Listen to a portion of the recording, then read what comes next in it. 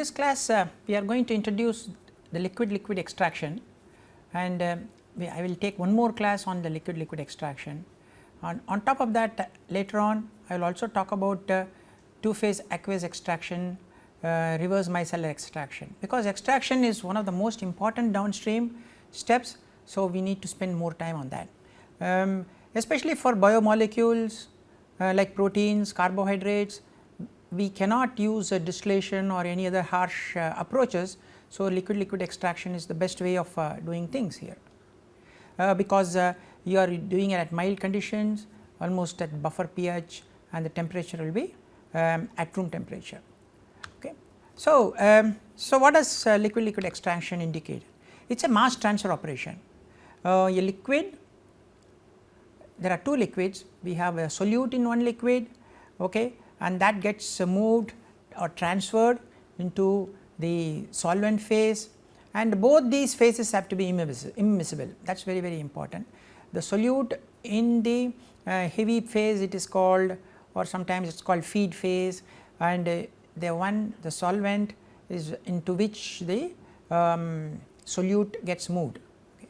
So, this is a mass transfer operation. So, we have the feed, we have the solvent can be heavy solvent with respect to feed, or it can be a light solvent with respect to the feed, and then once the extraction is done in a stage, the feed is known, then becomes called raffinate, and this is called extract. So, hopefully the extract will contain more solute than it contained in the beginning. So, sometimes we introduce very fresh solvents, sometimes we introduce used up solvent, and there is an equilibrium which takes place between the feed and the solvent, and the solute gets partitioned. That is the term we have to use, it gets partitioned into the extract phase. Okay. And then later on we can remove the solvent by simple distillation, thereby you get your solute. So, it is, as I said, this is a very important downstream operation which is practiced for extracting metabolites, small molecules, even proteins.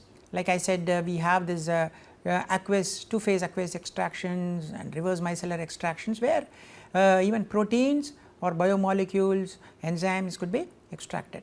So, the solvents that are generally used are like ethyl acetate, chloroform, methanol, and so on actually. Okay. And this is called a stage extraction, one stage. So, you can have second stage, third stage, fourth stage, and so on, so that you could extract as much as the solute that is possible using solvent. As I said, the solvent could be fresh or it could be used solvent, that means it may contain some solute into it actually. So, this is called an equilibrium operation, and this is called a mass transfer operation. So, we need to remember that. So, we can use this for recovering antibiotics, organic acids, lipophilic products, low molecular weight lipophilic products, and if you are interested in proteins, enzymes, antibodies, biomolecules, then we have to resort to two phase extraction or reverse micelle extraction. So, in two phase and reverse micelle, generally you have water as the extracting medium, and as you know, proteins and enzymes are more stable in water or the buffer. So, we do not resort to solvent extraction. Solvent extraction is generally for molecules, large molecules, small molecules, metabolites, and so on actually. So, what are the advantages? We can selectively extract from a fermentation broth. So, after we do a filtration or solid liquid separation, the concentration of your metabolite may be very low. So, we need to build up it to maybe 40% or 50%. Okay. So, it is called recovery, and extraction is the normal procedure, and it is very cheap to do. It is generally ambient condition, so stability is not an issue. It is suitable for a wide range of scales. Even in your lab you can do an extraction, and even in large scale, when we talk about thousands of liters of manufacturing scale, we can have extraction. So, that way it is suitable for a very large scale of operation, starting from milliliter or cc, going right up to tons of material that can be extracted using a solvent. So, you can have one stage, you can have n stages, that is multiple stages of operation. Okay. You can have cross flow type of extraction, you can have a counter current type of extraction, and we will talk about each one of them little bit. Okay. So, the problems associated with solvent extraction, sometimes you may have many dissolved solid substances. So, you will not be able to get a good phase separation, there will be complexity of the phases. So, the extraction of the desired product becomes difficult. There could be some surface active agents like surfactants that may be present in your fermentation broth. So, the mass transfer becomes a problem, because there could be a small layer between these two heavy layer as well as the solvent layer, which may be preventing the transfer. Okay. There could be particulate matter which may be preventing the separation, phase separation effectively. There could be chemical instabilities because the desired product may be unstable because of some microbial activity or metabolic, that means some metabolites are present which may be degrading your product. Composition or pH conditions during extraction, that may affect the overall efficiency. Rheological property, the viscosity, because fermentation broths are highly viscous, and when you are using a solvent and trying to extract, it is going to be a big problem, because viscosity will definitely affect the mass transfer as well as the extraction efficiency. So, what are the parameters that affect extraction? Solvent, what type of solvent I use, operating conditions, what are the operating conditions, what should be the pH, what should be the temperature, and so on. Mode of operation, am I going to use a batch mode, am I going to use a multiple stage continuous mode, and so on.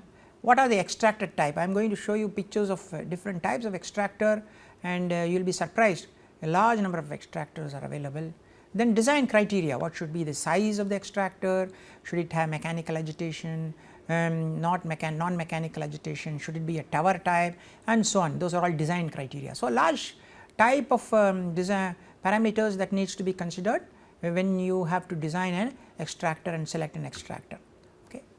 So, what is the principle by which extraction takes place?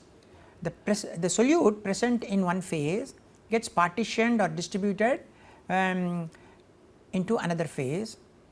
This partitioning of the solute is based on thermodynamics, based on partition coefficient or distribution coefficient. So, we call it a partition coefficient. Generally, partition coefficients we assume it to be constant at a given temperature. Okay. So, the partition coefficient should be favorable towards the solvent, the solute can so that move into the solvent phase. So, we define K, the partition coefficient, that is the ratio of the solute in the solvent phase, that is organic phase, or it is called extract phase, divided by the concentration in the aqueous phase, or it is called heavy phase or raffinate phase, and so on. So, we can give different names for that. So, this is a solvent phase, this is a extract phase, and this is a heavy phase or aqueous phase or a raffinate phase. So, this concentration is defined as K, and generally K should be very large. Larger the K, better is the separation efficiency. I do not require too many extraction operations. Okay. If smaller the K, then I need to resort to many extraction steps. Okay. So, I need to select the solvent so that the K value is pretty high for that solute. So, for that particular solute, K value should be high, otherwise I need to change the solvent. It is constant at a given temperature. So, we can assume that it does not vary much between one stage to another, as long the stages are operated at the same temperature. So, higher the partition coefficient, greater will be the extraction efficiency. Okay. So, obviously, when I have a higher partition coefficient, greater will be extraction efficiency. I will not require too many stages for separation. Large density difference, better is the extractant and affinate separation, right.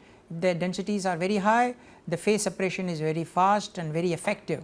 So, if the densities are very difference is very small, phase separation is not very efficient, then I need to wait for a very long time and I will not be able to really see the phase separation. Okay. So, the density plays a very important role, not in the first part of the extraction, but on the settling part of it.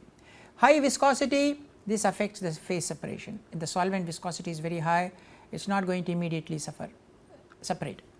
They should have negligible miscibility, that means the solvent and the heavy or the raffinate should not be miscible. If it is going to be miscible, you are going to lose solvent. Okay. The solvent should be easily recovered and purified, because I cannot throw the solvent.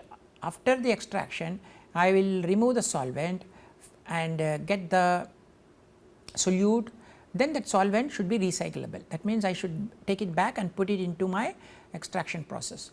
It should be easily available, it should be cost effective. So, these are very important. Cost ultimately plays a very important role.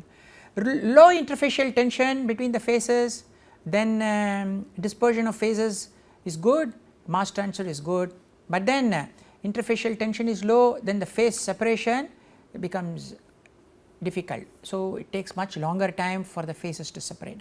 So, if the interfacial tension is low, you get good separation, you get good mass transfer, but later on the settling of the heavy with the light becomes a time consuming process. Okay. And then other physicochemical properties such as boiling point, density, interfacial tension, viscosity, how corrosive it is it flammable, is it toxic, is it safe to handle, all those factors are also considered when you decide on a solvent. Should I take a chloroform, should I take a acetone, should I take a methanol, should I take a toluene, should I take a hexane. So, you decide based on all these parameters, okay, and a type of solute which you are trying to use. So, selecting solvent, we have many criteria, like for example, free base is more soluble in non-polar organic solvents, okay, free base than in polar organic solvent, okay, such as water or aqueous base. If you take quaternary ammonium salts or amines formed by reactions between with acids, they are more soluble in polar or aqueous media than non-polar. So, I would select a polar solvent if I am trying to extract quaternary ammonium salts. If I am trying to extract free bases, then I would rather go for a non-polar organic solvent. If the aqueous solvent is basic, amine compounds may be in the free base form. Okay. Free acid may be more soluble in an organic solvent than in water or acid, okay, free acid. Salts formed by the reaction with base are more soluble in aqueous media than in organic solvent. So, if I have salts that are formed with the reacting with some base, okay, then I would rather use a aqueous media than organic solvents. Acidic aqueous medium will be in the free acid form and so will partition into organic phases. N-butanol, ethyl acetate, MABK, toluene and hexane can be used to extract acetic acid from water. So, N-butanol will have the highest and hexane will have the lowest extraction ability, okay, and N-butanol having the highest and N-hexane having the lowest miscibility with water. So, if I have acetic acid with water, so I would rather select N-butanol because it will have the lowest miscibility with the water, okay, and it will have the highest extraction efficiency. So, there are certain conditions, whether it is a free base, whether it is acidic, whether it is a salt, whether it is a polar compound, whether it is a non-polar compound. So, we can select solvents based on these conditions as well. So, that separation is efficient, miscibility between the raffinate and the solvent is also minimum. Okay. So, what are the equipments that are used? Two types of equipment that are generally used is mechanical agitation, because that will facilitate mixing, and those counter current flow of two liquids, and the main goal is to bring in an intimate contact between the two liquid and allow a high rate of mass transfer. So, here we want to bring a very good contact, we want to increase the surface area continuously between these two liquids, number one. Number two, we want to enhance the mass transfer coefficient. So, this is how it is done. So, if you use a mechanical agitation, you get a very good agitation, surface renewal, you are using more energy, but then in counter current systems we have a better mixing also by using tower type of extracting equipments and so on. So, we will look at some of those designs here. Okay, this is the simplest of the lot, it is called a mixer settler batch extractor. So, what you do is you take your feed here and then you take your solvent, you agitate, okay, for intimate mixing, and then you drop it into a settler. So, they form two layers, you give sufficient time so that they form two layers, and then you remove your solvent and you remove your raffinate. If the solvent is heavy, it will be collected at the bottom, your raffinate will be collected at the top, if vice versa it will be. So, if the solvent is light. So, this is called one stage mixed settler operation. So, I can have many stages like this, okay. Or I can do the same thing, I draw both of them down and then again I can put in my raffinate, I can add some solvent and I can achieve some separation. So, this operation can be done many times using the same setup. So, when every time I do, I will call it one stage operation. So, mixer settler is quite simple, it is a agitator and a settling tank here actually. It occupies a lot of floor space, remember that, okay. Another type is the column extractor, these occupy less space. So, tall columns are there, okay. You can see the tall columns here, you have a solvent coming in here, in the other case solvent is coming from the bottom, okay. If the solvent is light, generally then the heavy relatively solvent will come from the bottom. If the feed is heavier than the solvent, then the feed comes from the bottom actually, okay. So, if the solvent is very light, it can rise up, if the solvent is very heavy, it can come down. So, this is called a continuous column extractor. As you can see, the floor space it occupies is less. So, you have a large number of designs available. This is a static bubble column, you can see there is no agitation here, it is a bubble column. So, the solvent is entering in the form of bubbles and we have the heavies coming down, or vice versa also is possible. Then we have the sieve plate, you have lots of plates with holes, so that there is agitation because of small mixing that is taking place. So, we have in a counter current fashion, you have the solvent moving in one direction and the heavies moving in another direction, or the feed moving in another direction. Then the third type is agitated column. So, in these two it is not agitated, whereas you can also have a very long stirrer shaft, okay, and slowly agitate, so that you bring in certain intimate contact and enhance the mass transfer coefficient. You can have many blades here across or along the shaft, okay.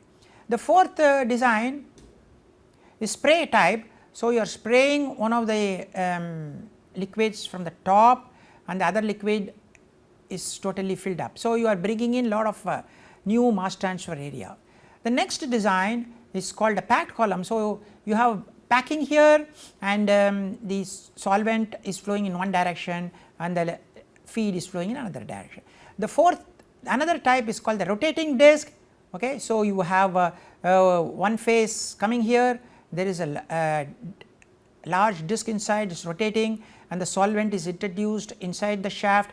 Because of the centrifugal force, it hits and gets mixed up with the other phase. So, the mass transfer rates are very high, because one of the phases is thrown outside because of the centrifugal force, that gives you a very large velocity and it gives you a very large mass transfer coefficient also.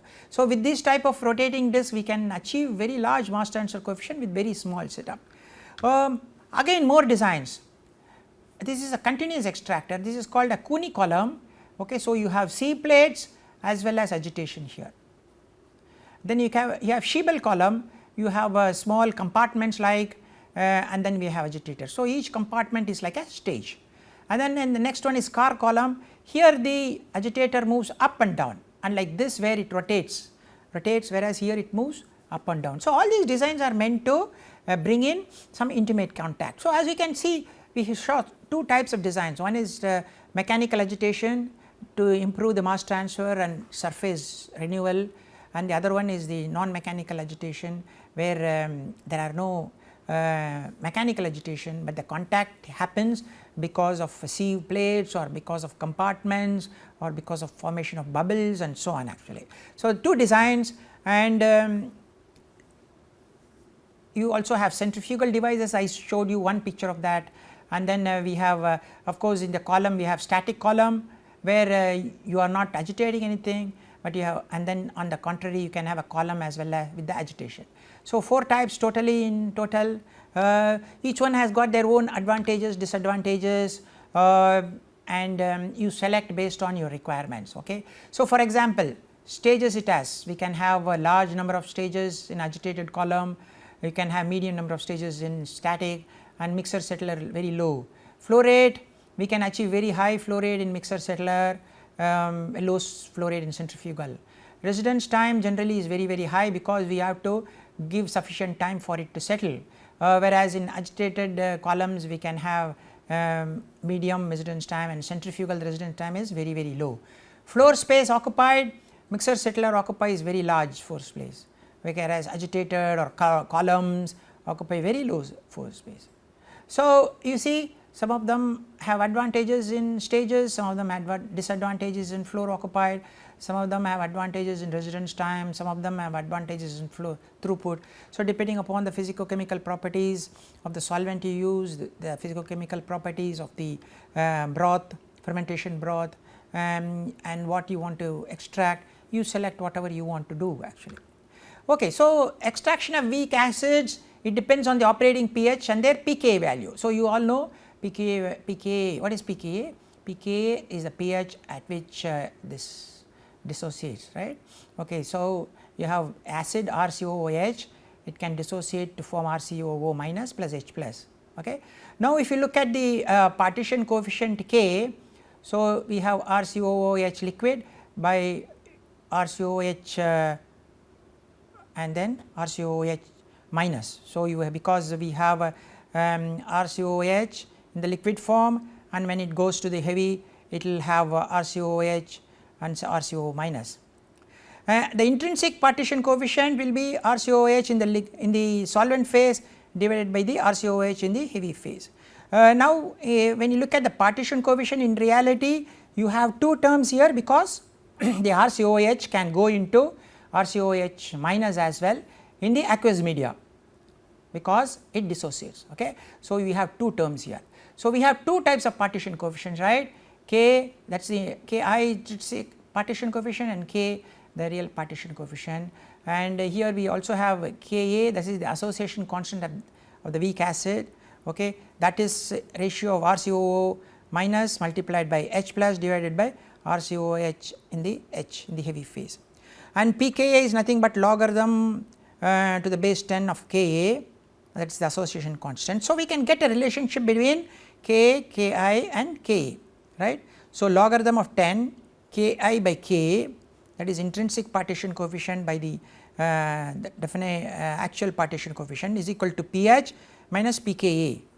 So, depending upon the pH, the Ki can change. Okay, depending upon the pH, the K can change, because your dissociation can change. That is the extraction of weak acid. So, similarly we can have weak bases also. Here we have ROH going to R plus and OH, and this depends upon the pKb. So, analogous to the weak acids, we can have log 10 Ki by K minus 1 is equal to pKb minus pH. So, in the previous case we have log 10 K minus K minus 1 is equal to pH minus pKi. Here we have pKb minus pH. Okay. So, these are the differences. Okay. So, here pKb minus pH, then here pH minus pKa. Okay. Now, let us look at a simple problem. A sugar is extracted from water with an organic solvent. It has a K value of 0.0064 and 0.0022 mole per cc at these two pH. What is the K value at a pH of 7? Okay. So,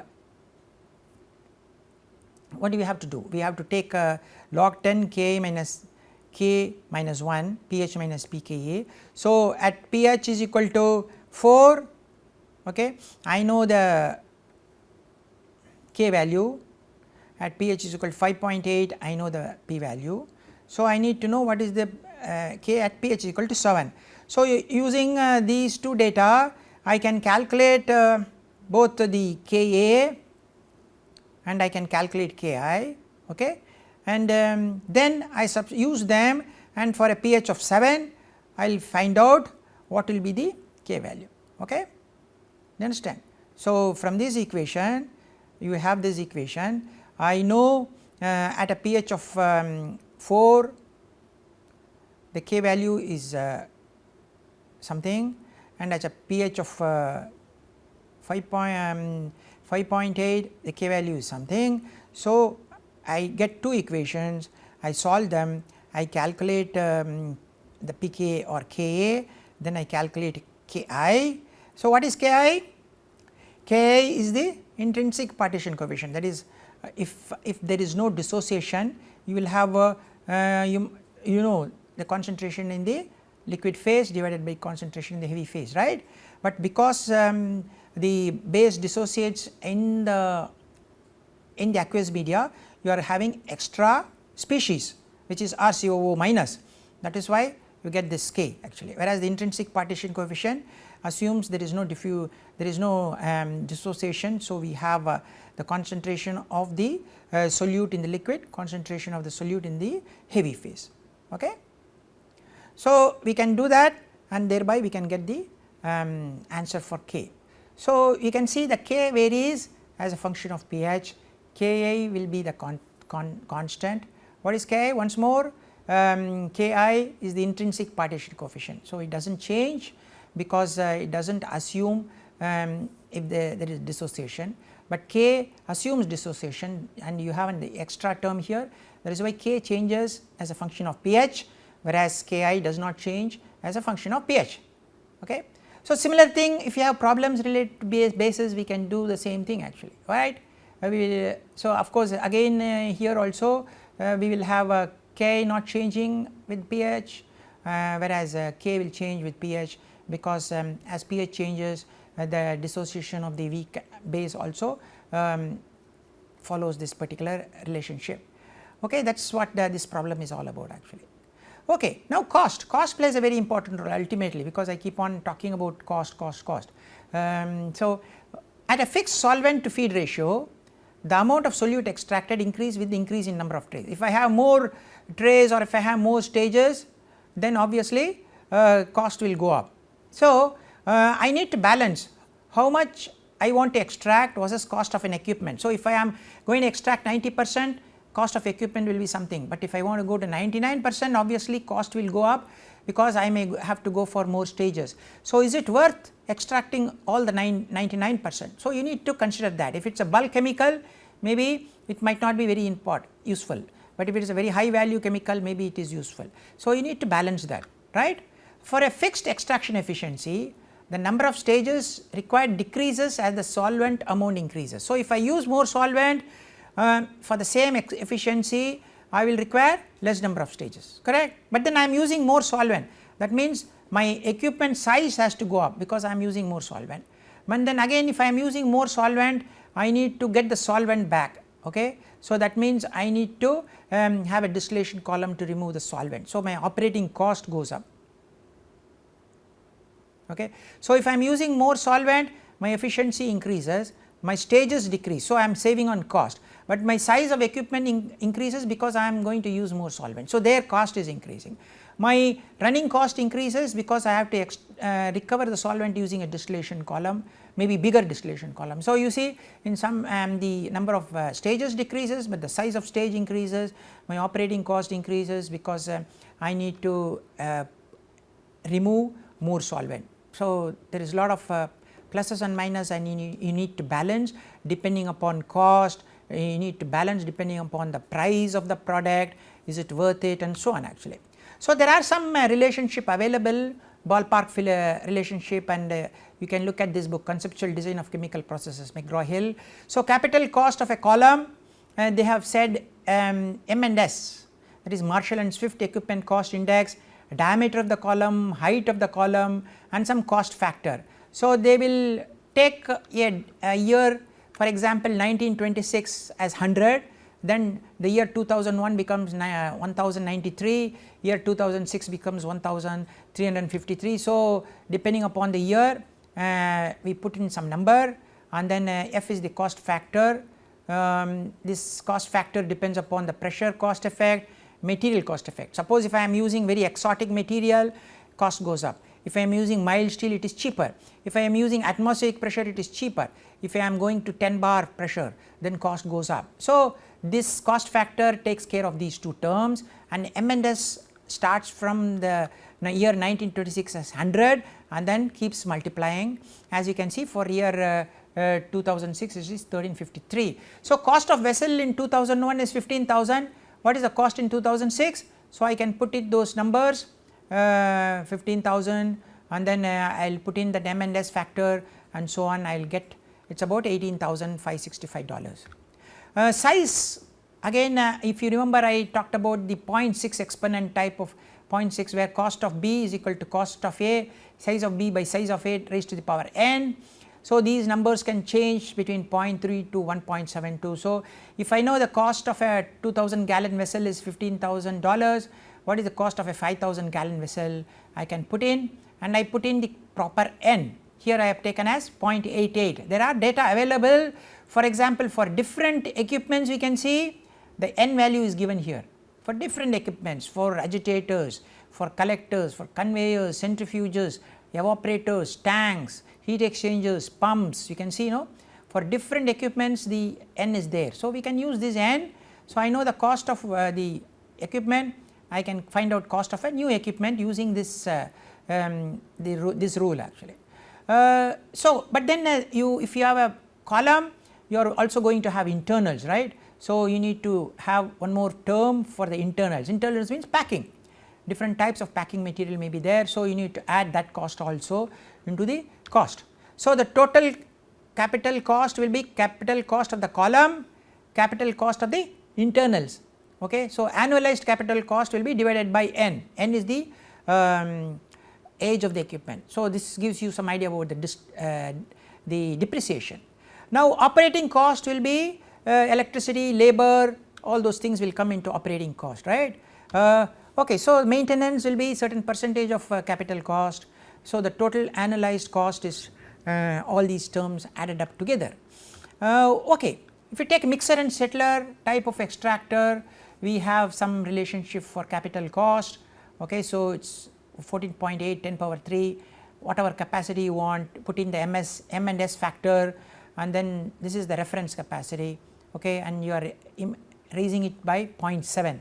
Here the exponent is 0.7, okay, that is for the mixer settler type. Similarly, for a continuous centrifugal extractor, we have some formula here, and here the exponent is 0.58, okay. This is using a material of 316 stainless steel as a material, okay. So, you see that different types of equipment we can have different cost, and depending upon the material of construction the cost will change. All these cost, it just gives you an idea when you are selecting equipments, cost should play a very important role, but if you want to know the exact cost you may have to go to the vendor and find out what is the exact cost, but it gives you an idea about should I go for a centrifugal extractor or mixer settler or a column extractor and so on actually. Okay. Thank you very much.